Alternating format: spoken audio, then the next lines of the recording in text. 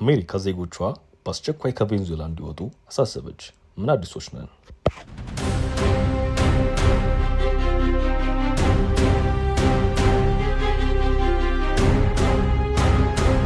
የቬንዙዌላውን ፕሬዝዳንት ኒኮላስ ማዱሮን ከመንበራቸው ጥቃት ከፍታ አንስታ የወሰደችው አሜሪካ ዜጎቿ በአስቸኳይ ከቬንዙዌላ እንዲወጡ አሳሰበች።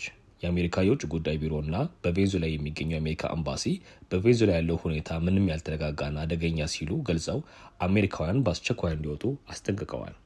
የታጠቁ የሚሊሻ ቡድኖች መንገዶችን የመዝጋት አሜሪካውያን ዜጎች እንዲሁም የአሜሪካንን ምልክት የሚገልጹ ተሽከርካሪዎችን የመፈለግ እንቅስቃሴ ውስጥ እንደገቡ ተገልጿል።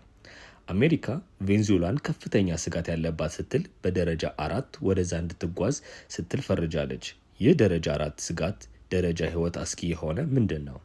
የደረጃ 4 ስጋት ደረጃ ላይ ህይወት አስጊ የሆኑ ነገሮች አንደኛ ሽብርተኝነት፣ አፈና፣ እገታ፣ የዘፈቀደ ህጎች፣ ህዝባዊ አመጽና ደካማ መሰረተ ልማት እንዳለበት የሚያመለክት ነው። በዚህም አሜሪካ ዜጎቿ ወደ ቬንዙዌላ እንዳይጓዙ ማስጠንቀቋን ፎክስ ዘግቧል።